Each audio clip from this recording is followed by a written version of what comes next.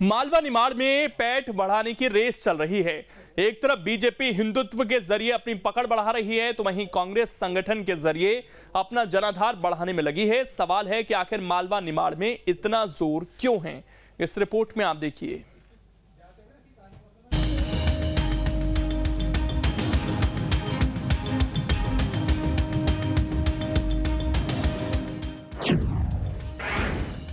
मालवा निमाड़ में सियासी शोर, सियासी दल लगा रहे हैं जोर। जिस संभाग को सत्ता की सीढ़ी कहा जाता है, उसे साधने की कोशिश तेज हो चली है। आलम यह है कि सियासी दलों में पैठ बढ़ाने की होड़ सी शुरू हो गई है। बीजेपी कोर हिंदुत्व के एजेंडे पर जमीन मजबूत करने में जुटी हुई है। महाकाल लोक का जिस तरह से प्रचार प्रसार किया गया, उससे इस बात से इनकार नहीं किया जा सकता कि बीजेपी को इसका फायदा नहीं मिलेगा। कांग्रेस भी कमोबेश इसी राह पर है, लेकिन वो सॉफ्ट हिंदुत्व की राह चलकर 2023 के समीकरणों को साधना चाहती है। इसके अलावा संभाग में संगठन को भी धार देने की कोशिश हो रही है। आपका यह कहना कि मालवा निर्माण में महाकाल लोक से, तो निश्चित रूप से श्री महाकाल लोक जी का जो लोकार्पण हुआ माननीय विश्व के सबसे लोकप्रिय नेता माननीय मोदी जी के द्वारा, वह मध्य प्रदेश के इतिहास में स्वर्णिम अक्षरों से लिखा जाएगा। और निश्चित ही पूरा मध्य प्रदेश का, अगर टूरिज्म की दृष्टि से देखा जाए, आध्यात्म की दृष्टि से देखा जाए, संस्कृति की दृष्टि से देखा जाए, तो निश्चित रूप से उसमें उसको रफ्तार मिलेगी। माननीय मोदी जी ने जो लोकार्पण किया है, वह निश्चित रूप से मध्य प्रदेश में टूरिज्म को भी बढ़ावा देगा और अध्यात्म की ओर भी जो हमारी सांस्कृतिक धरोहरें हैं, उनको भी निश्चित रूप से सहेजने का काम अगर किया है तो भारतीय जनता पार्टी की सरकार ने किया है। ये चाहती है मालवा निमाड़ को भारतीय जनता पार्टी साधना चाहती है। इसके लिए इवेंट बना रही है। उज्जैन में इवेंट बनाया, मांडव में ये अपनी मीटिंगें कर रहे हैं। लेकिन सबसे बड़ी बात है कि ये मालवा निमाड़ का जो इलाका है, वो ग्रामीण इलाका बहुत ज़्यादा है। यहाँ पर कृषक भारी संख्या में, लेकिन आज किसानों की जो हालत है, उससे किसान भारतीय जनता पार्टी से खासे नाराज है। और आदिवासी इलाका भी काफी बहुल इलाका आता है निमाड़ के क्षेत्रों में, ये भी भाजपा से नाराज है। अब सवाल है कि आखिर मालवा निमाड़ पर इतना फोकस क्यों है? तो दरअसल मालवा निमाड़ को सत्ता की चाबी कहा जाता है। विधानसभा की 66 सीटें इस संभाग में हैं। 2018 में बीजेपी को झटका लगा था। बढ़त की वजह से कांग्रेस सत्ता में आई थी, इसलिए मालवा निमाड़ में लीड लेने की जोर आजमाइश चल रही है। पिछले कुछ विधानसभा चुनाव के परिणामों को एनालाइज करते हैं तो पाते हैं कि मालवा निमाड़ क्षेत्र में मध्य प्रदेश के जिस पॉलिटिकल आउटफिट ने ज्यादा सीट जीती, वही सत्ता पर काबिज हुआ है। इसके साथ ही ये क्षेत्र आदिवासी बाहुल्य क्षेत्र भी है। दूसरा, यहाँ पर भाजपा के जो आइडियोलॉजिकल आउटफिट है आरएसएस, उसका भी ये बड़ा प्रभाव वाला क्षेत्र माना जाता है। भाजपा यहाँ पर ये प्रयास में है कि कैसे भी उसका जो मुख्य एजेंडा इस चुनाव में दिख रहा है, हिंदुत्व वाला, वो कहीं ना कहीं प्रभावशील हो। महाकाल लोक कॉरिडोर का उद्घाटन उसका एक हिस्सा माना जाता है। कांग्रेस भी यहाँ प्रयास कर रही है कि उसका जो आदिवासी वोट है, वो जैसा का तैसा बना रहे। अब आपको बताते हैं कि आखिर मालवा निमाड़ का ट्रेंड क्या रहा है। तो आंकड़े बताते हैं कि 2018 में बीजेपी को 66 में से 28 सीटें मिली थी, कांग्रेस को 35 सीटें मिली थी। 2013 में बीजेपी को 57 सीटें मिली थी, जबकि कांग्रेस को सिर्फ 9 सीटें मिली थी। 2018 में बीजेपी को 28 सीटों का नुकसान हुआ था, तो वहीं कांग्रेस को 26 सीटों का फायदा हुआ। खास बात यह है कि मालवा निमाड़ में आदिवासियों के लिए 22 सीटें रिजर्व हैं। 2018 में बीजेपी को 22 में से 6 सीटों पर संतोष करना पड़ा था। 2018 में कांग्रेस को 16 सीटें मिली थी। 2013 में बीजेपी को 18 सीटें मिली थी, जबकि कांग्रेस को 4 सीटें मिली थी। यानी आदिवासियों ने भी खुलकर कांग्रेस का साथ दिया था। हालांकि 2018 में जयस कांग्रेस के साथ था, इसलिए उसे आदिवासी सीटों पर फायदा हुआ था। इसलिए मालवा निमाड़ में अभी से ही पार्टियों की सक्रियता दिखने लगी है। 2023 में मध्य प्रदेश में विधानसभा चुनाव होना है और ऐसे में ही भारतीय जनता पार्टी और कांग्रेस दोनों ही पार्टियों ने अपनी तैयारियां शुरू कर दी है। 2023 में विधानसभा चुनाव होना और पिछले चुनाव की अगर बात की जाए तो मालवा निमाड़ से भारतीय जनता पार्टी को काफ़ी नुकसान हुआ था और कांग्रेस ने काफ़ी अच्छी बढ़त की थी। इस बार कांग्रेस मालवा निर्माण को लेकर चल रही है। विशेष तौर पर मालवा निर्माण को ध्यान रखते हुए भारत जोड़ो यात्रा के तहत कांग्रेस के बड़े लीडर राहुल गांधी की यहाँ पे यात्रा की गई है। यानी भारत जोड़ो यात्रा की तर्ज पर मालवा निर्माण में कांग्रेस से अपनी बढ़त बनाने के लिए खासा प्लान तैयार कर रही है। वहीं अगर भारतीय जनता पार्टी की बात की जाए तो भारतीय जनता पार्टी ने धार में एक बड़ा कार्यक्रम किया, जहाँ पे मांडू में भारतीय जनता पार्टी के कार्यकर्ताओं को प्रशिक्षण शिविर के साथ में पूरे निर्माण को फोकस किया गया। वहीं उज्जैन में महाकाल लोक का लोकार्पण करने के लिए खुद देश के प्रधानमंत्री नरेंद्र मोदी पहुंचते हैं। लगातार मुख्यमंत्री शिवराज सिंह चौहान मालवा निर्माण क्षेत्र पर फोकस किए हुए हैं, दौरा कर रहे हैं। झाबुआ में एक अधिकारी का ऑडियो वायरल होता है और तत्काल उस पर कार्रवाई कर दी जाती है। यानी पूरी तरीके से मालवा निर्माण को अपने साथ लेकर चल रहे हैं शिवराज सिंह चौहान, क्योंकि इस बार कोई भी चूक वो नहीं करना चाहते हैं। और सिर्फ निर्माण ही नहीं, चाहे बुंदेलखंड है, चाहे चंबल संभाग है, तमाम जगह पर उनकी यात्राएं चल रही। तो ऐसे में ये माना जा रहा है कि भारतीय जनता पार्टी ने अपनी चुनावी जो तैयारियां शुरू कर दी है और कांग्रेस पार्टी भी अपनी अलग अलग रणनीति के तहत मध्य प्रदेश में अपनी रूपरेखा तैयार करते हुए नजर आ रही है। Mithilesh Gupta, team news state.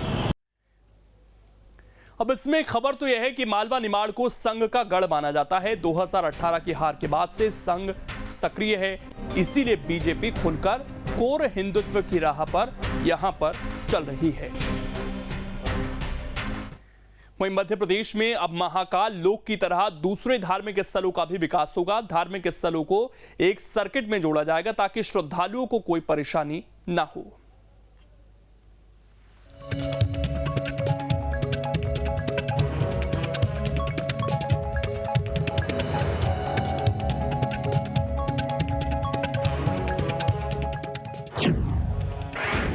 MP में धार्मिक स्थलों का विकास, पर्यटन को मिलेगी तेज रफ्तार। महाकाल लोक की दिव्यता और भव्यता को सबने देख लिया। अब बारी उन धार्मिक स्थलों की है जहां पर्यटक और श्रद्धालु आते रहे हैं। अब उन्हें भी महाकाल लोक की तरह सजाने और संवारने की तैयारी हो चली है ताकि मध्य प्रदेश में पर्यटन को पंख मिल सकें। इसकी अपार संभावना इसीलिए भी है क्योंकि पिछले महीने ही प्रदेश को पर्यटन के क्षेत्र में 8 अलग अलग श्रेणियों में पुरस्कार मिले हैं। मध्य प्रदेश की समृद्ध धार्मिक और सांस्कृतिक विरासत बड़ी संख्या में सैलानियों को लुभा रही है। मध्य प्रदेश में वाइल्ड लाइफ से लेकर रिलीजियस डेस्टिनेशन की लंबी फेहरिस्त है। वाइल्ड लाइफ टूरिज्म में तो मध्य प्रदेश का कोई मुकाबला ही नहीं है। अब सरकार रिलीजियस टूरिज्म यानी धार्मिक पर्यटन को बढ़ाने का भी मास्टर प्लान तैयार कर रही है।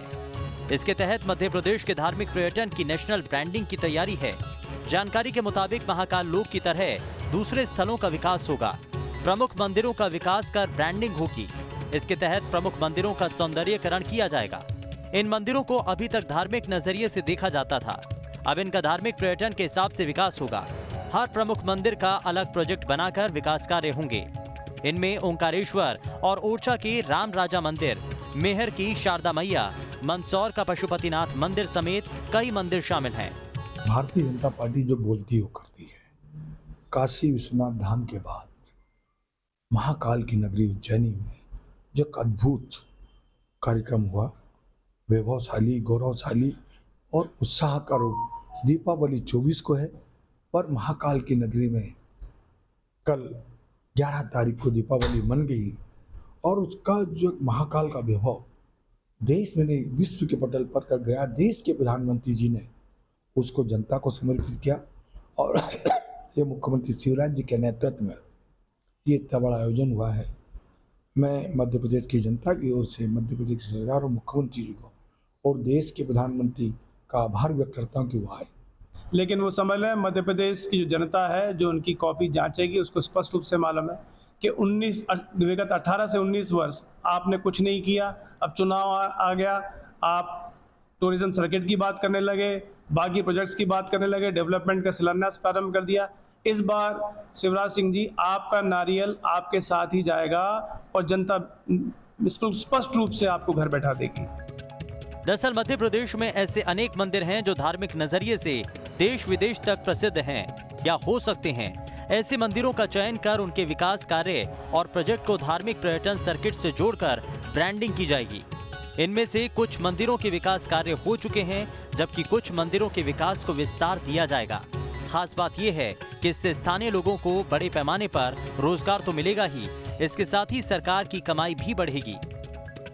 मध्य प्रदेश देश का ऐसा राज्य है जहां हिस्टोरिकल, नेचुरल और कल्चरल टूरिज्म के बड़े डेस्टिनेशन हैं। उस पर अगर रिलीजियस डेस्टिनेशन डेवलप कर दिए जाएं, जैसा कि हाल ही में महाकाल लोक कॉरिडोर का जो उद्घाटन प्राइम मिनिस्टर के द्वारा किया गया, उससे कहीं ना कहीं मध्य प्रदेश की टूरिज्म के क्षेत्र में एक बड़ी छवि उभरी है। अगर ऐसा ही एक रिलीजियस सर्किट मध्य प्रदेश में बनाया जाए तो दूसरे टूरिज्म डेस्टिनेशन के साथ साथ रिलीजियस डेस्टिनेशन यानी रिलीजियस टूरिस्ट भी मध्य प्रदेश में बढ़ेगा। महाकाल लोक की तर्ज पर अब मध्य प्रदेश के सभी धार्मिक स्थलों के कायाकल्प को लेकर सरकार एक बड़ा लक्ष्य लेकर आगे बढ़ रही है। इससे न सिर्फ धार्मिक पर्यटन को बढ़ावा मिलेगा, बल्कि देश और दुनिया की नजर में प्रदेश का मान भी बढ़ेगा। पिछले कुछ सालों से मध्य प्रदेश की पहचान एक टूरिस्ट स्टेट के रूप में बनती जा रही है। इसे टाइगर स्टेट तो पहले से ही कहा जाता रहा है। बाद में मध्य प्रदेश को चीतों के लिए भी चुना गया और अब एक धर्म और संस्कृति के प्रसिद्ध स्थलों को सर्किट के रूप में विकसित करने की बात भी हो रही है। वाकई में पिछले कुछ सालों से पर्यटकों का रुझान मध्य प्रदेश की ओर होने लगा है और यही वजह है कि अब सरकार यहाँ रोजगार और स्वरोजगार की संभावनाएं ज्यादा तलाश रही है।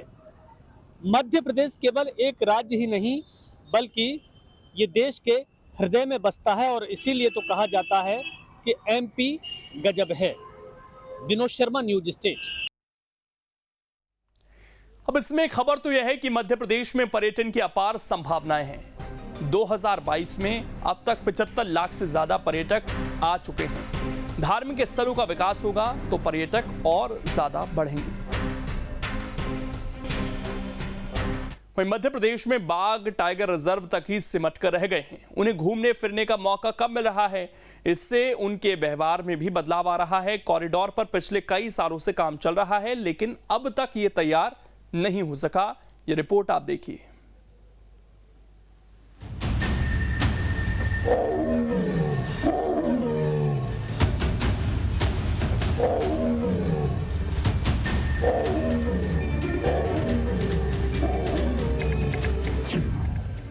बाघों का बंद हुआ सैर सपाटा, टाइगर रिजर्व में सिमटे राजा। जिन बाघों को घूमना फिरना पसंद है वो एक इलाके में सिमट कर रह गए। आलम यह है कि बाघ टाइगर रिजर्व में ही कैद होकर रह गए हैं। दूसरे इलाकों में उनका आना जाना मुश्किल हो गया है। पहले बाघ एक राज्य से दूसरे राज्य में जाते थे, एक इलाके से दूसरे इलाके में भ्रमण करते थे, बाद में वो अपनी टेरिटरी में लौट जाते थे। लेकिन पिछले 5 साल से बाघों का आना जाना बंद है। कॉरिडोर के अभाव में मूवमेंट नहीं हो पा रही। 25 साल पहले 7 कॉरिडोर बनाने का प्रस्ताव भेजा गया था, लेकिन राज्य में इस पर काम नहीं हुआ, जिससे बाघों के लिए नए कॉरिडोर का निर्माण नहीं हो सका। निसंदेह जब से भारतीय जनता पार्टी की सरकार इस प्रदेश में काबिज है, मैं समझता हूँ बाघों का जो संरक्षण है वो अपना बहुत बुरी स्थिति में है। भले ही आप लोग कितना भी बताएं कि बाघों की संख्या बढ़ी है, भले ही बाघों की संख्या बढ़ी हो, लेकिन उससे 10 गुना तेजी से शिकार की संख्या बढ़ी है।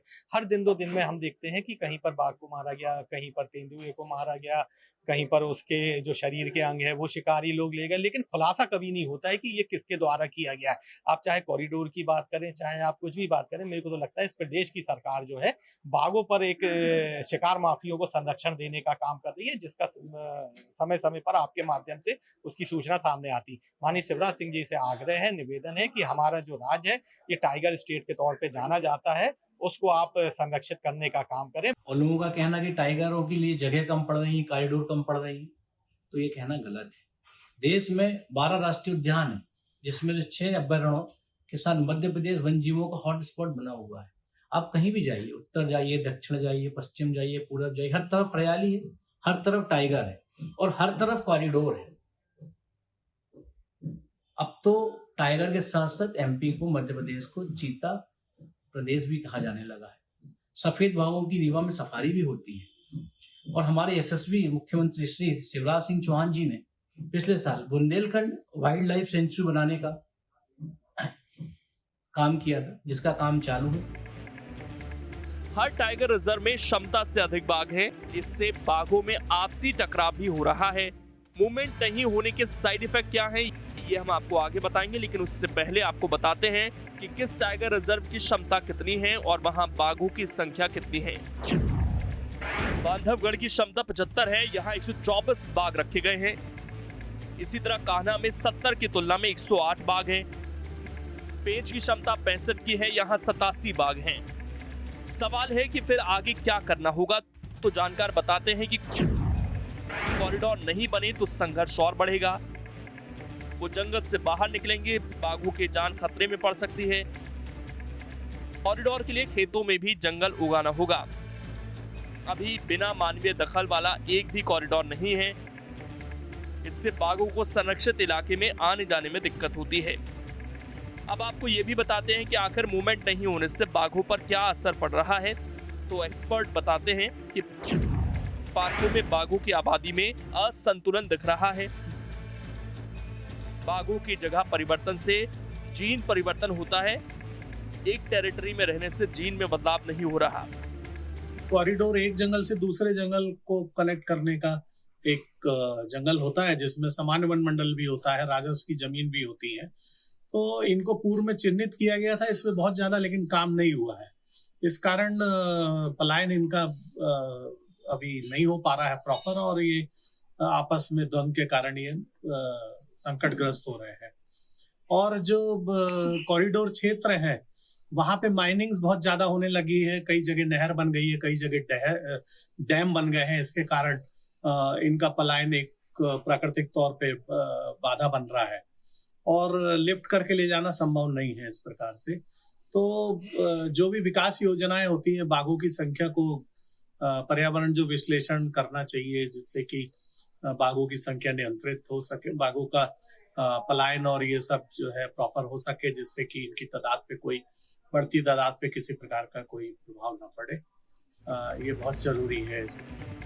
जानकारी के मुताबिक राज्यों को अपने सोर्स से कॉरिडोर तैयार करना था। किसानों के साथ मिलकर पीपीपी मोड पर जंगल तैयार करने थे, ताकि बाघ घने जंगल में घूम सके। लेकिन अतिक्रमण और उदासीनता की वजह से कॉरिडोर का विकास अधर में ही रह गया, और उसका खामियाजा बाघों को उठाना पड़ रहा है। इसमें कोई दो राय नहीं है कि मध्य प्रदेश में वन्य प्राणियों के लिए अनुकूल वातावरण बन रहा है। यही वजह है कि बाघों की संख्या में इजाफा हुआ है। हालांकि कॉरिडोर बनाने के लिए जिस तरीके से काम होना चाहिए था, वैसा नहीं हो पा रहा है। यही वजह है कि बाघों की संख्या बढ़ रही है और उन्हें रहने के लिए स्थान कम पड़ रहा है। लिहाजा आपसी संघर्ष में या फिर शिकार के चलते बाघों की मौत भी हो रही है। जरूरत इस बात की है कि सरकार इस ओर ठोस कदम उठाए। Durgesh Kumar, team news state. अब इसमें खबर तो यह है कि बाघों की संख्या तेजी से बढ़ी है। बाघों में संघर्ष उसकी वजह से बढ़ रहा है। कॉरिडोर नहीं बना तो दिक्कतें और ज्यादा आने वाले समय में बढ़ सकती हैं, इसीलिए इस पर तेजी से काम करना होगा। अब बात छत्तीसगढ़ की। छत्तीसगढ़ का कोयला दूसरे राज्यों में जाता है, लेकिन प्रदेश खुद कोयले की कमी से जूझ रहा है। आलम यह है कि कई उद्योगों पर संकट के बादल मंडराने लगे हैं। आखिर ऐसी स्थिति हुई क्यों, इस रिपोर्ट में आप देखिए।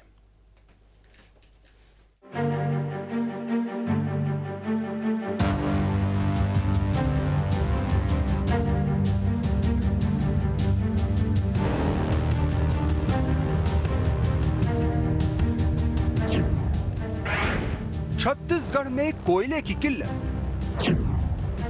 उद्योगों की बढ़ रही है मुसीबत। जिस राज्य के कोयले से दूसरे प्रदेश गुलजार हो रहे हैं, वो सूबा ही कोयले की किल्लत से जूझ रहा है। ये चौंकाने वाली बात जरूर है, लेकिन 100% सच है। हालत ये है कि कोयले की कमी से कई उद्योगों पर संकट के बादल मंडराने लगे हैं। इतना ही नहीं, पावर प्लांट्स में भी ज्यादा दिनों का स्टॉक नहीं बचा है। आपको जानकर हैरानी होगी कि तीनों पावर प्लांट में औसतन 5 दिन का स्टॉक बचा है। रोजाना 4 रैक कोयले की जरूरत है, लेकिन हर दिन 2 रैक ही लग पा रहा है। स्थानीय उद्योगों को महीने में करीब 1.5 करोड़ टन कोयले की जरूरत पड़ती है, लेकिन इतनी मात्रा में कोयला नहीं मिल पा रहा है। विदेश की जरूरत का 25% कोयला आयात हो रहा है। इससे उद्योगों में उत्पादन आधा रह गया है। बताया जा रहा है कि लिंकेज पॉलिसी के तहत कंपनियों के लिए कोटा आरक्षित किया जाता है। लिंकेज तय होने के बाद उतना कोयला देना ही पड़ता है। स्थानीय उद्योगों के लिए मार्च 2022 का लिंकेज उपलब्ध था, लेकिन उसका नवीनीकरण नहीं हुआ, जिससे कोयला का संकट बढ़ गया है। इस संकट से सीएम बघेल केंद्र को आगाह करा चुके हैं। चिट्ठी भी लिखी जा चुकी है, लेकिन अभी तक कोयले की सप्लाई पर कोई फैसला नहीं हो पाया है। छत्तीसगढ़ ही अकेला नहीं है। केंद्र सरकार के कोल संबंधी गलत नीतियों के कारण, लॉजिस्टिक सिस्टम बंद होने के कारण पूरे हिंदुस्तान में मालगाड़ी, ट्रेन के चक्के पहिए थम जाने के कारण ये संकट उत्पन्न हुआ है और छत्तीसगढ़ भी उससे प्रभावित है। हम उम्मीद करते हैं केंद्र सरकार को अपनी कोल नीति को बदलना चाहिए। छत्तीसगढ़ में कोयले का इतना उत्पादन होता है, किंतु यहाँ के उद्योगपतियों को मलेशिया और ऑस्ट्रेलिया से कोयला मंगाना पड़ रहा है। तो मैं समझता हूँ ये उचित नहीं है। फिर से समीक्षा करके इसमें पुनर्विचार करे केंद्र सरकार, ऐसा हम लोग मांग करते हैं। विधानसभा के अंदर में सर्वसम्मति से प्रस्ताव पारित हुआ था कि नए खदान को लेकर के, और किस प्रदेश को क्या नुकसान होगा ये मुझे मालूम नहीं है और ना मेरा विचार करने का विषय है। लेकिन यहाँ पर जो सर्वसम्मति से पारित हुआ है तो वो कायम रहना चाहिए, क्योंकि विधानसभा के अंदर पारित हुआ है, तभी उसकी विश्वसनीयता है, नहीं तो उसकी विश्वसनीयता समाप्त हो जाएगी। कोयले की कमी और उत्पादन कम होने से बाजार में सुस्ती है। अगर यही स्थिति रही तो दिवाली के बाद प्लांट में तालेबंदी की नौबत आ सकती है। ये स्थिति तब है जब कोयला उत्पादन में छत्तीसगढ़ का दूसरा स्थान है। 15 करोड़ टन से अधिक कोयला का उत्पादन होता है। देश के उत्पादन का 22% उत्पादन छत्तीसगढ़ में होता है। कुल राजस्व प्राप्ति में कोयले का योगदान 58% है। स्टील उत्पादन के क्षेत्र में भी छत्तीसगढ़ अग्रणी राज्यों में है। बावजूद इसके छत्तीसगढ़ में कोयले की दिक्कत हो रही है। राज्य से निकल रहे कोयले को दूसरे राज्यों में भेजा जा रहा है, जिससे प्रदेश के पावर प्लांट्स और उद्योग धंधे प्रभावित हो रहे हैं। दिलचस्प बात यह है कि इस मामले पर सियासत भी हो रही है। कांग्रेस का आरोप है कि केंद्र जानबूझकर प्रदेश को कोयला नहीं दे रहा, जबकि बीजेपी का दावा है कि राज्य सरकार सही स्थिति बताना नहीं चाह रही है। जब तक सही बात सामने नहीं आएगी, तब तक इसका समाधान निकालना मुश्किल है। बहरहाल सियासत से इतर उद्योगों और पावर प्लांट्स को तत्काल कोयले की जरूरत है। अगर ये नहीं मिला तो स्थिति बिगड़ सकती है।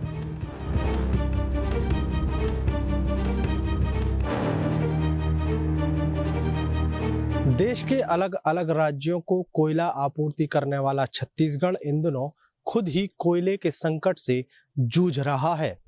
आलम यह है कि यहाँ पर पावर प्लांट्स को भी कोयला नहीं मिल पा रहा है। कई बार पत्राचार और प्रदेश सरकार की मांग के बाद कोयला मंत्रालय की तरफ से अभी तक कोई राहत नहीं दी गई है। ऐसे में छत्तीसगढ़ में सियासत जमकर हो रही है। छत्तीसगढ़ का सत्ता पक्ष कह रहा है कि केंद्र सरकार की नीतियों के कारण ही छत्तीसगढ़ को कोयले की कमी से जूझना पड़ रहा है। वहीं विपक्ष कह रहा है कि छत्तीसगढ़ सरकार कोयले के मामले में गंभीर नहीं है और खुद के पावर प्लांट्स को कोयला उपलब्ध नहीं करा पा रहे हैं। इस सियासत के बीच में कहीं ना कहीं छत्तीसगढ़ के पावर प्लांट्स को नुकसान हो रहा है। वीडियो जर्नलिस्ट प्रमोद देवांगन के साथ अंकुश शर्मा, न्यूज स्टेट मध्य प्रदेश, छत्तीसगढ़। अब इसमें एक खबर तो यह है कि कोयले पर प्रदेश में लंबे समय से सियासत हो रही है। केंद्र पर सौतेला व्यवहार के आरोप लग रहे हैं। बीजेपी नेता मामले में बैकफुट पर भी दिख रहे हैं। इसी के साथ छोटे से ब्रेक लिए यहां पर रुकेंगे। न्यूज स्टेट पर खबरें लगातार जारी हैं।